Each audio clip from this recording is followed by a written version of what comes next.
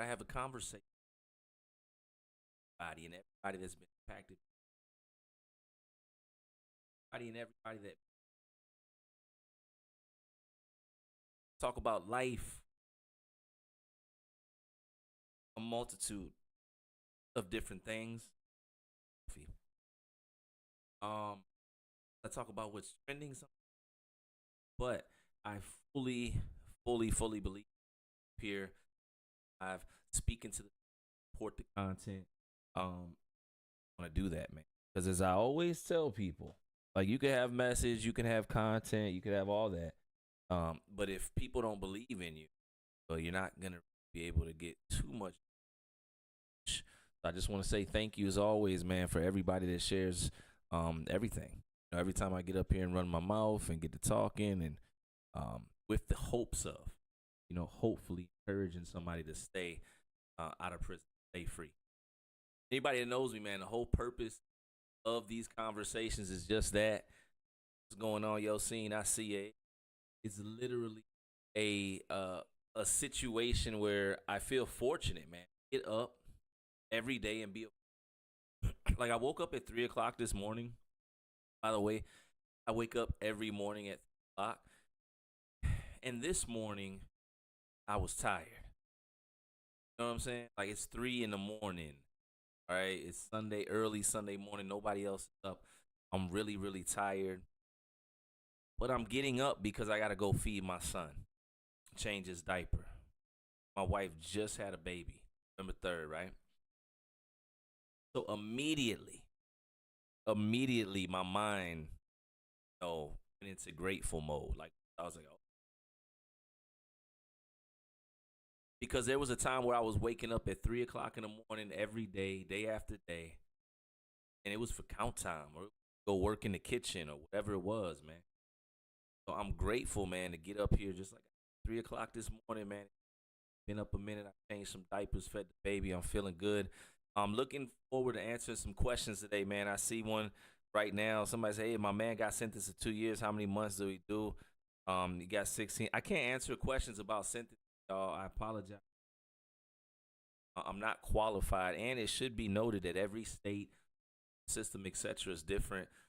Different states and systems sentenced in different ways. So I was locked up in the Commonwealth of Virginia, originally sentenced to 144 years. I did 16 years, 11 months. I do travel though. I'm fortunate enough to travel to jails throughout the stations, and I'm grateful to be. So I'm learning, but I don't want to ever answer questions I'm qualified for. But if you do have questions about incarceration conditions, life after, resources, etc., anything that may not a question, maybe a question for your loved one, and if you know somebody that probably right here conversation, definitely shout them out really quick. Get them on the line as they say, man. Redskins, I appreciate saying congratulations for the new baby, man. I am definitely an older first time dad, 42 years old. It's the funniest thing because like all of my people, we all did stretches. That's not a good thing. Like that's not a good thing. But like all of us are just becoming dads, or the brothers that was dads before they got locked up. They home now after doing 10, 15. They older. Now they got kids on the way, or they just had it's a wild season. I'm grateful though. I found out another one of my brothers that I'm very close to, man. Him and his lady, they got a way, man. We need more life. We need more life, man. And I'm grateful. It's bringing something different out of me. And I remember sitting in prison. Like I remember sitting in that cell, sitting in solitary confinement. More specifically, I remember at Rappahannock Regional Jail in the hole. They called it Yellow Brick Road. Go in there, and immediately you know why. The doors are green, from what I can remember, but everything else is yellow. And inside the cell, everything is painted yellow, and the lights are never turned off. What's 30? I see you. Listen, I see you. Thank you, Lanita. And you got to know that they do this on purpose. Somebody I mean, maybe they didn't, but yellow seems like a very random color to paint every single surface inside of a solitary confinement cell, artificial light. That can have an impact on you. Nonetheless, I remember being in that cell, waiting on my trays, not knowing how I was gonna make this. I didn't know how I was gonna make it through. This was at the beginning of my sentence. 144 years, all suspended, but not. They left me about 17 to do. Ended up doing 16, 11 months. Great, thank you for asking. Um, I remember some days all I could do or all I wanted to do was cocoon myself inside that cell. I'd stay on my mat and I put the blanket over my head all day because I just didn't want to. I was trying to hide from the reality of incarceration. Like I went from being free, thinking it was sweet, I could just whatever, ain't nobody gonna get me, I'm not gonna get in trouble. Then boom, I'm in a cell. Ain't no bond, ain't no bail, nobody's coming. You're stuck. And the only way I could try to escape the inside of the cell, right, was literally to try to put a blanket over my head. I see you, and if I see you, to put a blanket over my head to try to block the light, to try to block my vision from the yellow paint, to just try to block myself from reality. And I would sit with this blanket over my head when I'm in solitary confinement, and I would daydream for hours on end. Somebody asked me, bro, how you so creative? Wasn't necessarily thinking about those things back then, but if you exercise the creative, the daydreaming part of your mind, I believe that the more you exercise that, the more creative you become. I don't know. And I would spend hours, sometimes days. I would try to let the whole week because also I was dealing with depression, anxiety, whatever else could be attached to that. A hard road, man.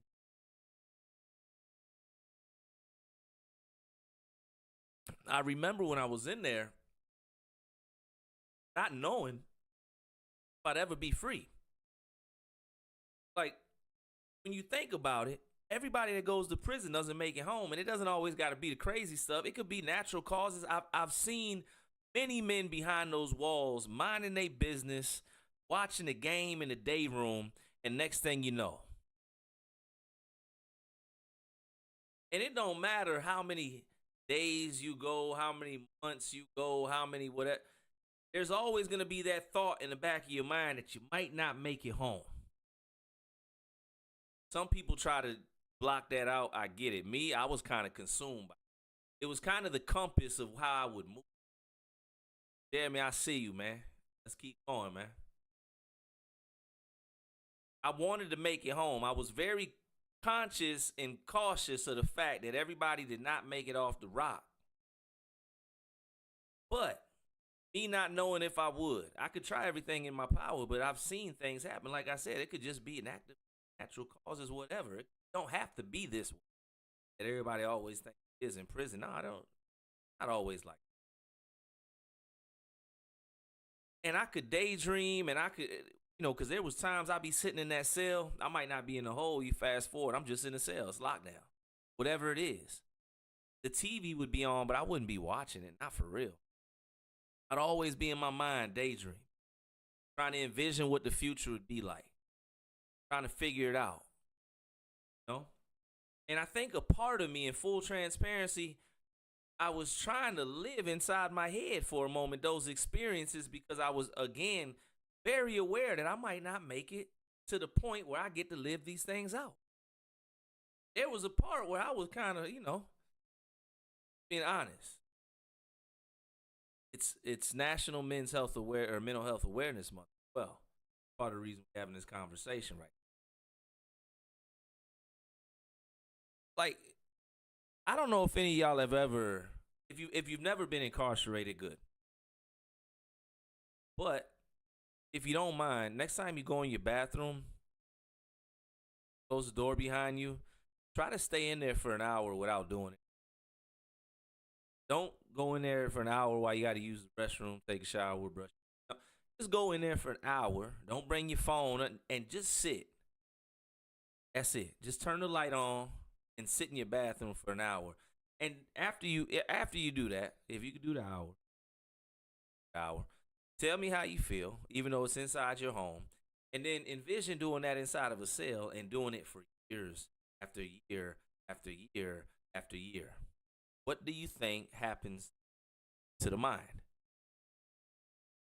I got into a little whatever bait with an individual that said prisons don't need to be plush. And the reason he made that comment was because I said there needs to be better environments in prison. There's videos and stuff circulating, um, brown water, mold, horrible food whatever it is, right?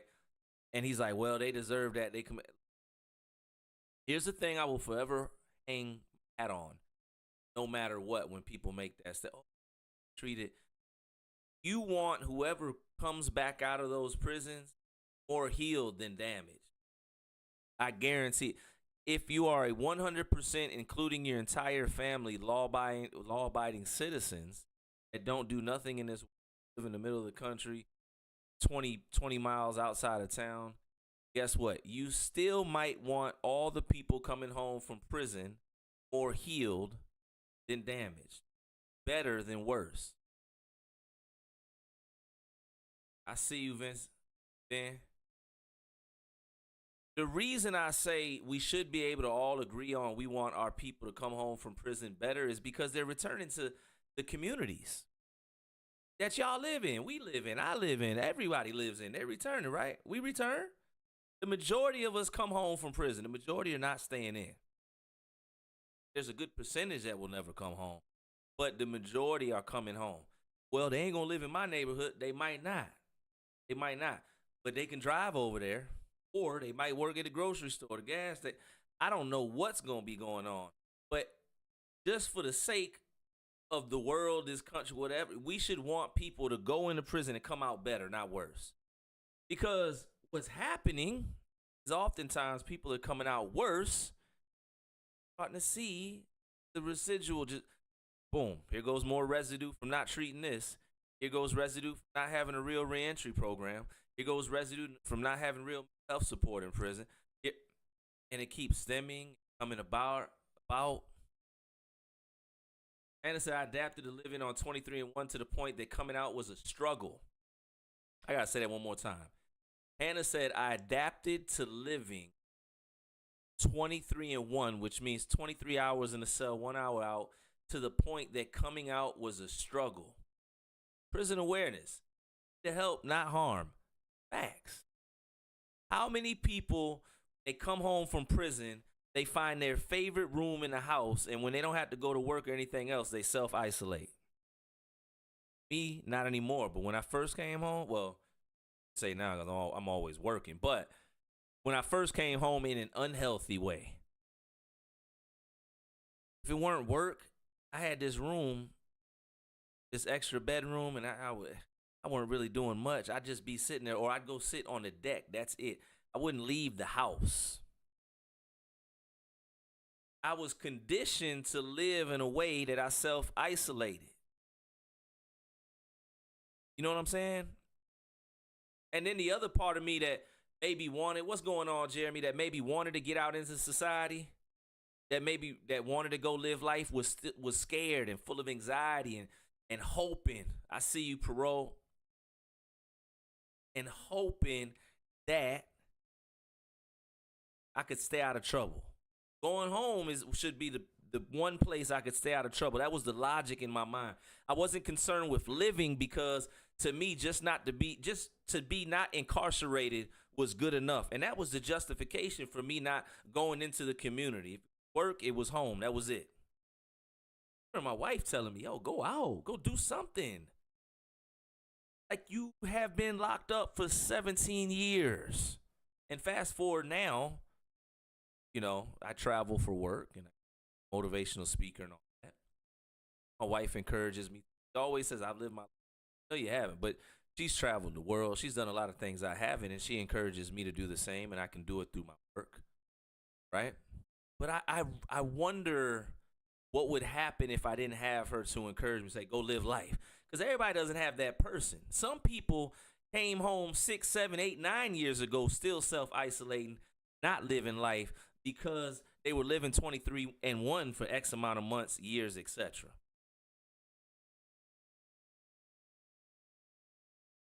If y'all got questions, other questions, other questions, man. Sitting here, and I'm thankful that you made that comment because it's real. That goes to show. How many people have done solitary confinement? Good morning, Melanie. Somebody said my grandson's mother will be released next year. How can we support her? He is only 10 months old. I always say hands down, hands down, hands down. Mental health support. That's step one. You know, if you guys can get some family counseling, he's only 10 months old. He's a baby. You know, unfortunate that she wasn't able to be present for the first, but not gonna remember too much.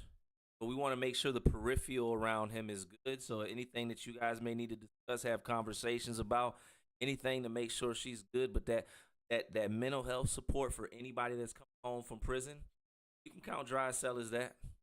But it's key, and I'll say it every single day. I don't get tired of it. I'm a mental health advocate. Come home from incarceration, dealt with high level trauma, need to process the trauma. You typically just time doesn't help process it. Some people don't ever have to get therapy, support group, counseling, none of that. And I guess time does work. I get. Got a theory with it. But typically, those individuals that come home, they go to support groups, they go to they go to whatever, right? They go to therapy.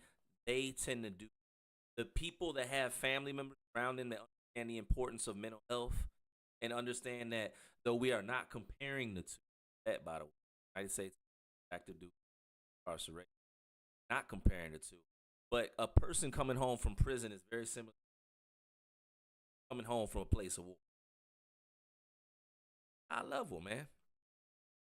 The trauma's real. Jay Mills, I see you, man. It is. It is walk by faith. Oh no, you got to message me for this. Um, Jeremy said I spent 6 months in solitary. Absolutely, you are right. Hot on the block, I see you, man. You said, how did I handle affection and personal touch when I got out? Did you struggle with it in any way? Yeah, in full transparency, I think to this day I'm one of those people. I don't want to be touched unless I want to be touched. Now, I think I've always been a kid, just to like, cause I didn't come up in like a affectionate, like loving mother though, loving father, but like physical affection, like acts of service in my household. Oh, presence, I guess. I don't know, right? I was also adopted, so maybe that's part of it. But when I came home from prison, one thing I did, and I'm married by the way. My wife can. That's different, right? That's my partner. That's my spouse. But I think that's something I pick up with. Not that person per se. I know a lot of people that struggle with, see, from prison, uh, absence of, regardless to the negative stereotypes that are thrown out there about people that go to prison. The majority, the mass majority, oh, we just go years and years without any type of infection unless we go. But so many people are cut off from the that they don't even know how to respond to that. Like imagine not getting a hug for 20 years. Like there's people that got locked up and then never got a hug for 40 years. Like never experienced. Can you imagine that? I mean, like that's a crazy concept. What was a hug? Go without a hug for 20 years. It's the removal of certain things that are normal because of the abnormal circumstances that causes us to respond to things differently. Now, I will say, just had a son November, totally different. He's helping me and with action because stuff, man. Hold them, rock with them. It's helping, man. I think that is part of my process, man. Not gaming, I see you. Good questions though. Y'all got questions? Don't hesitate to ask. Um, what I like to do, I like to create the content too. I like to create, um, you know, things and put them out there in the world. I like to tell the stories, but I like this too. Because I get an opportunity to answer questions that you all may have directly about your certain situations, etc. Got questions about mine. If you got questions about mine, please don't. Somebody said starting okay. Podcast life inside women's corrections. I see Guadalajara. I see you, man.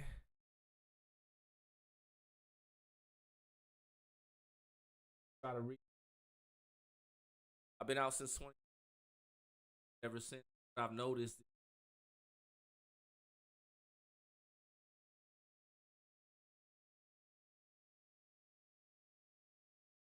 Hey, listen. The nightmares are real. The nightmares are a real thing. Like, I'm not gonna lie to you. I don't think everybody experiences, but with my brothers, we've experienced, had nightmares. Man, I had one that was so real. Like, I literally thought that I was locked, and then I woke up and I was relieved. You ever have one of those dreams where it's like when you wake up you feel relieved or nightmare, like it's that real, like you could feel it, and it's wild because I'm not one that dreams all the time, but typically when I do, it's something like that. And the way I think that is, I think it's unprocessed trauma from my journey behind the wall. Usually, if I have one of those and it you know, take me up or something like that, I'm going to therapy. Not immediate appointment. If I got to talk about it, I'm gonna call one of the brothers up.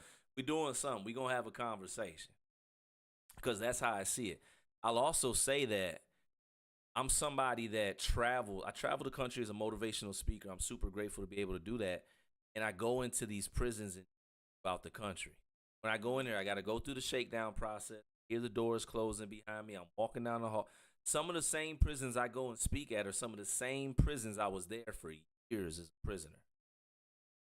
So every now and then, I think that could be part of why I make quote unquote night. I'm back in the environment. Even if it's for a few hours or whatever, I feel like it's almost like muscle memory.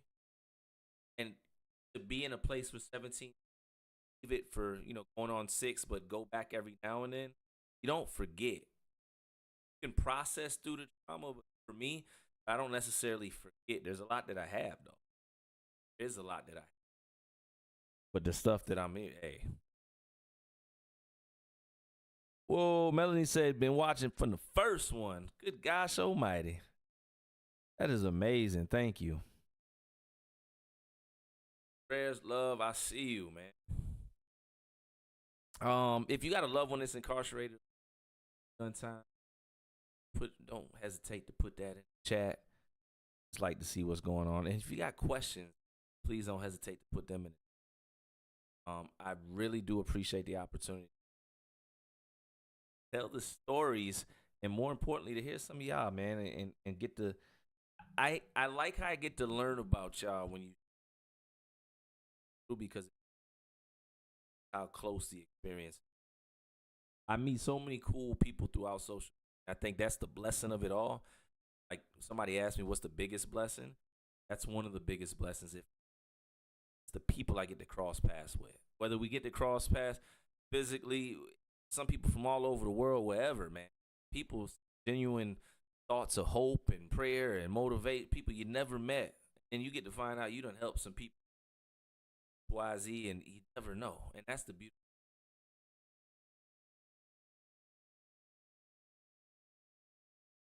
About Canada, Canada,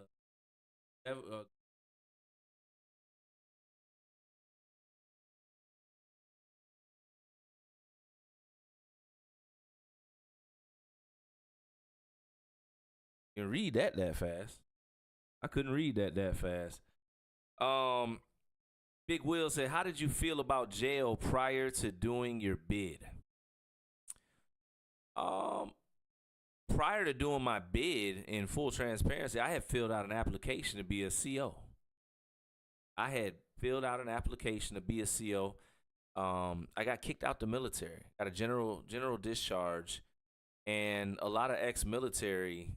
That's like the logical move. So I was signed up to start volunteering with the fire department, volunteer position, so I can get the training because that's really what I wanted to do. But in the meanwhile, I was like, yo, I'm gonna be a CO. One of my homeboys was a CO at the jail.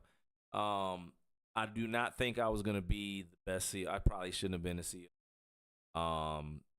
That's all I'm gonna say. I don't know. But it was just more of a job to me or a thought. But ironically enough, about 3 weeks later, I want to say, I ended up locked up in the same jail. So that was crazy. Yep. Hopefully audio's good, y'all. Hopefully we back. Somebody said they sent it out. I just seen a case where this man was locked up. He was in prison for 20 years. From like 2000 to 2021. And he was locked up because they said that basically he unalived his wife or whatnot. And 20 years, think now, all the while, the children also thought that their dad did this to the mom, etc., while he was in prison. 20 years later, 21 years later, they find the mom. She's in the next door neighbor's house. He has took her and built the room in the basement. Craziest, wildest thing I ever heard. Did 20 years knowing he. And there's a bunch of other cases. I wish I could happen after that. But you know how many people are sitting in there innocent, not proven guilty. You know how many people are sitting there with an extra 20 years because the judge was in a bad mood? Like, we got to know that part of the reason the system is flawed and over sentencing is occurring, why two individuals can go in there, same charge, same background, but maybe not, and come out with two completely different numbers. That tells you everything you need to know right there. Get in front of an angry judge on a Tuesday. His wife left him, wasn't treating her right, and he's sentencing. And he can give you 5 years for this, or he can max you out at 20. He may not bless you if that's a such thing. That's a word you can. May not look out for. He may not lower it. May be on one. I heard stories one time about a judge that would ask the judge, depending upon the time, hey, how many red cars in the parking lot? It's literally they said there was a judge that he would ask the man before he gave him his time that got found guilty, hey, go walk to the window and tell me how many red cars you see in the parking lot. Guy would say, I see 17 red cars. Judge would say, you get 17 years. I don't know if this is true, but I used to hear that story, something similar to all the time. Trade the future, I see you, I appreciate that. Matthew Wood, I appreciate that. Can you imagine a judge sentencing you in a way like it's a game? It's not a game.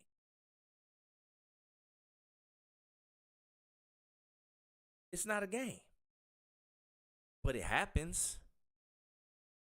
You gotta know a judge may not like this specific crime. I'm not saying he should, but this one he really loathes because that crime was committed by somebody that happened in their family. You gotta know that they coming into that sentence predetermined mindset in some way. in some way, a lot going on with that. There's so many people that were sitting in prison, that sit in prison right now. Excessive numbers could come home, do good things, may not ever have a chance to get free because somebody was in a bad mood that day. And don't get me started about the quote unquote legal representation. Because there's good public defenders, but I can assure you the horror stories I hear, the horror stories that I know. When I went to get sentenced, appreciate you, Derek. When I went to get sentenced, morning, Danny, I was rushed to the courtroom. I had already, I know with. I had to plead guilty. There was no plea offered because the plea that was offered to me, go home the first day. I didn't even have to be locked up, but I turned the plea down. I would have had to get on and all that, blah, blah, blah. So there was no additional plea given to me. I had to go plead, front the judge guilty, basically at the mercy of the court, whatever they call it. And that morning, when I went to go get sentenced, my public defender walks in and he says, hey, I can get you 37 to 54 years to do.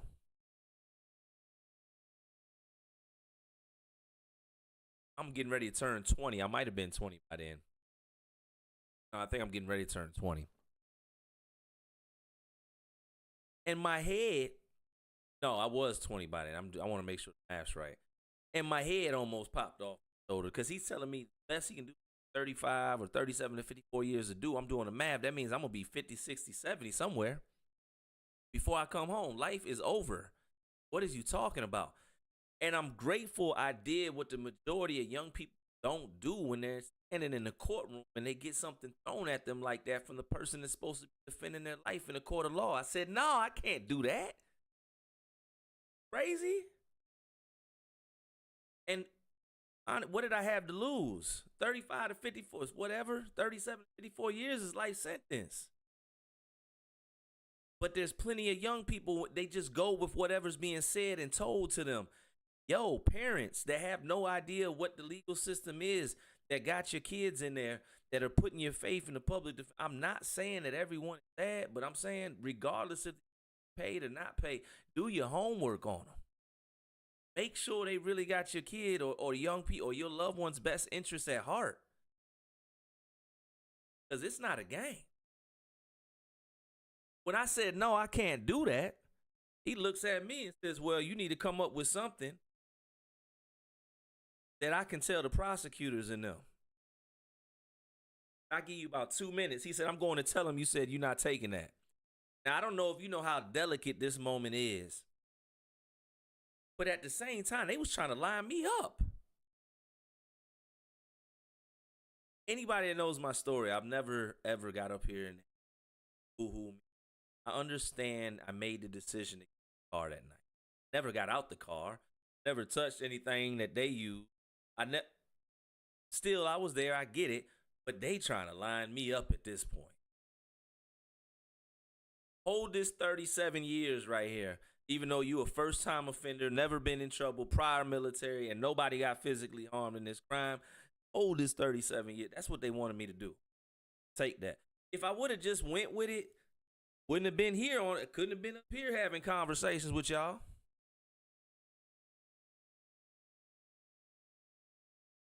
Still be in there.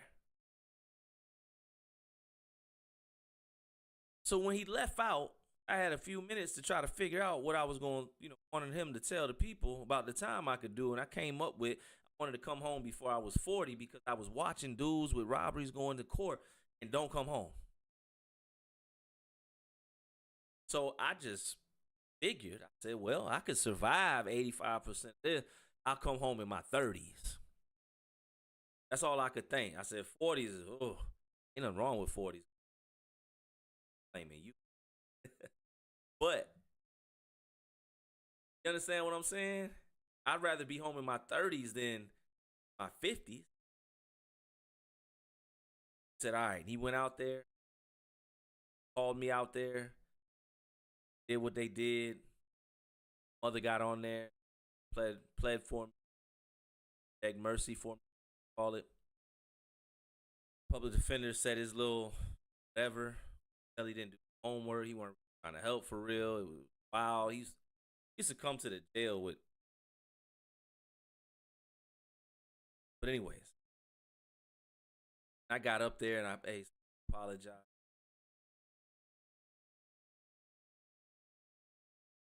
Mercy to court. I did something that public defender had me practice. He did have me do. He said you need to practice just saying this before you get sentenced. Basically, like I'm prior military. I hold myself accountable. All the things you probably should say at that point. But nonetheless, I turned down the 37 years they offered. So that's like a slap in the face. That's like, oh, he's not gonna take that. But they went with it. They went with it. I ended up getting 44 years suspended, but had to do 8% of that.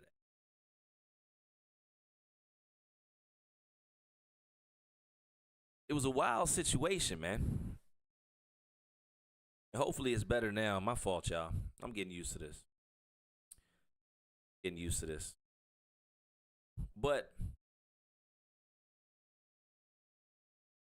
I look back at that moment and I realized, oh, it was no guarantee that I was going to make it up out of there. And then I wonder how many people, grown men, women, etc., that back then they were teenagers, that similar situations that could have been home, but they didn't know they could. They didn't know how to challenge. They didn't. That would be the first time that I'd ever start advocating for myself. And let me tell you something. To this day, I don't care if I'm trying to get extra mayo on the sub. I'm going to advocate for myself. People sometimes ask, hey, bro, you be going so. Listen, I know what happens if you don't speak up. Because what happened almost when I didn't speak up, I almost wasn't here. Wasn't going to be none of the stay free, nothing. So it's very serious to me. And every time I get an opportunity to speak to the youth, I get to speak to anybody, I say use your voice and understand the reality of the situation. What's going on? If you've never been in trouble before, I want to encourage you to never get in trouble. I want to encourage you to be proactive with the people you got around you. I want to encourage you to never, ever, what's going on, Lenny? I want you to never, ever, ever step foot within the system, because once you're in there, you could be out. You could, but you're never really out. I don't care if you get off probation. Get arrested for something new. They going to pull up your jacket. It ain't going to matter. Prior convictions. Here we go. Once you're in. So just stay out. Just stay out. It's better that way. You're not missing nothing. Hurricane, I actually do. Message me, man. I actually do. Appreciate that, CJ. Everybody up there. But yeah, Hurricane, I definitely do, man. Make sure you you message me and we're gonna definitely get you right. But I encourage everyone though to use their voice. I encourage everyone to understand. Thank you, Yannick.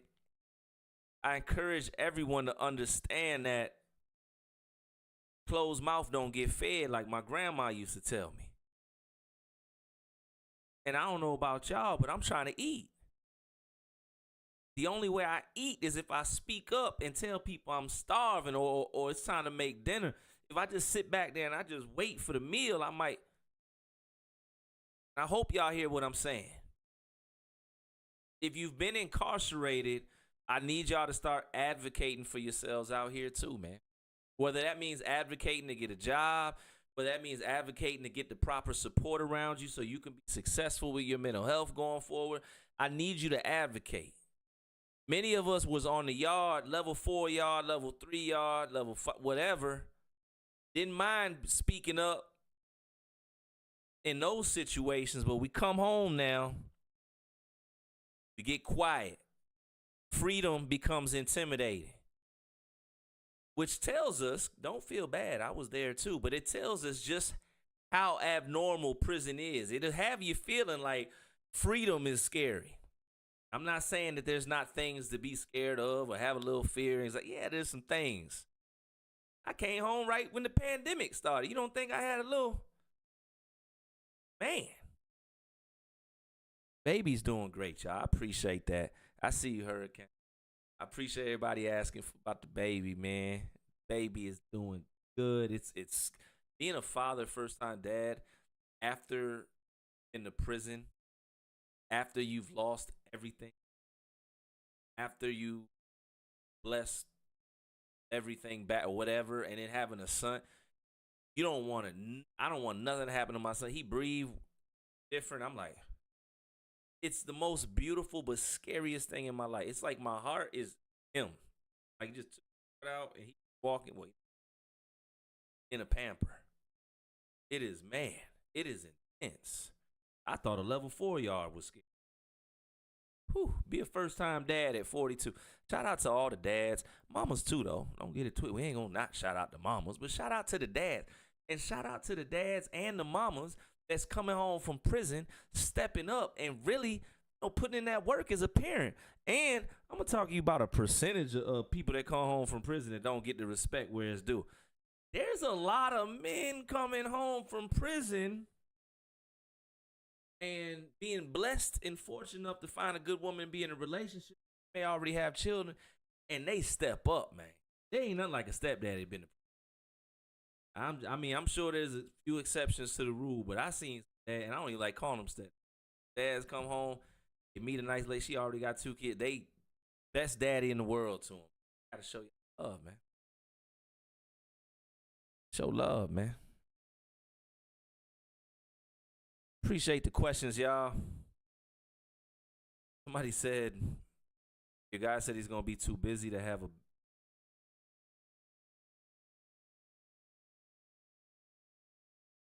I wanted one, but I don't know, the age. You know what I'm saying? Blue, I see you. You know what I'm saying? We may be different ages. I know that I'm older, 42.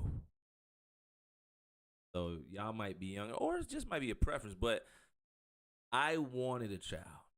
When I found out I had a son, I almost jumped out the truck and ran across the expressway, and I was so excited because I'm really conscious now as a man, as a matured, sane thinking man of legacy. And I'm not saying that I couldn't have left a legacy without nada. But man, it's a blessing. It is, Damien. But it's a blessing having a son because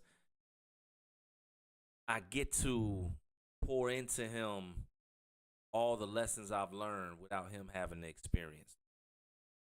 I'm not gonna hide. He'll be able to look me up pretty easy, right? But I'll be able to really speak to him from a real place should my son have a moment or a season where he wanna, I don't know. I hope doesn't ever happen, but I'm not green to this, right? I had 2 wonderful parents that adopted me, mom and dad. Mom, greatest mom in the world. Dad played catch with me, took me fishing, went to work every day, but part of me, I don't want to act like I'm the exception to the rule or, but I am fully confident that because of the journey that I went through and the experience that I went through and the lessons that I've learned, and I'll be able to teach him in time, patiently, without a doubt. Without a doubt, right?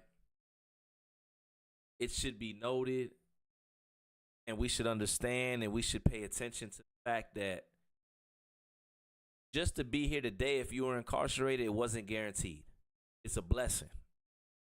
And some people will challenge me when I say this, and they'll say, well, I'm home, but I'm going through it. I ain't been able to find a job. Lady left me, my dog ran away, car broke down.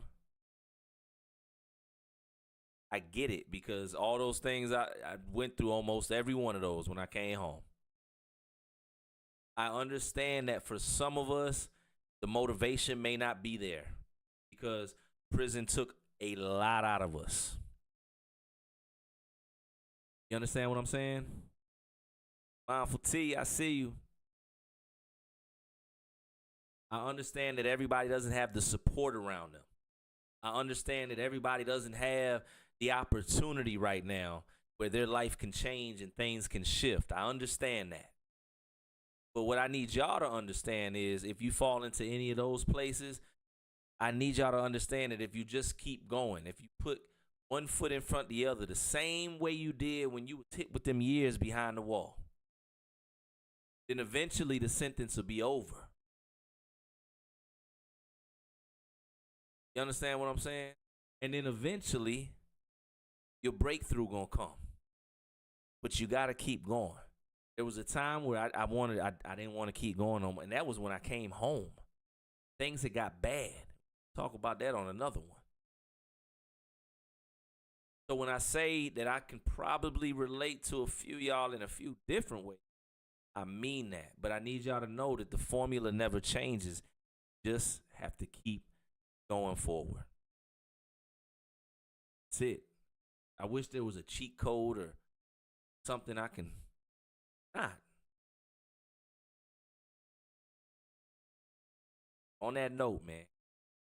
Yo, this is Stay Free, man. I love the conversations. I'm gonna continue getting up here. I'm gonna continue live. Continue sending the questions, bringing the questions.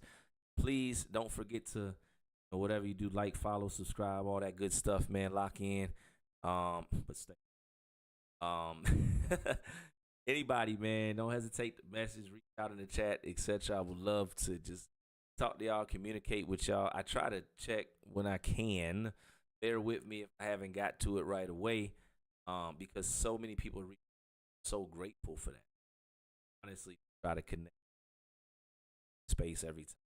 So, again, thank y'all for message possible. Thank you for helping people understand that they can stay free. Jordanthus, you're hilarious. Thank you for helping me build a community and more as we are venturing lives, getting ready to have more conversations that matter, having some guests, all that good stuff, man. I'm really excited about 2026. It is on rising, man. So, on that note, I appreciate y'all. Stay focused. Keep going forward.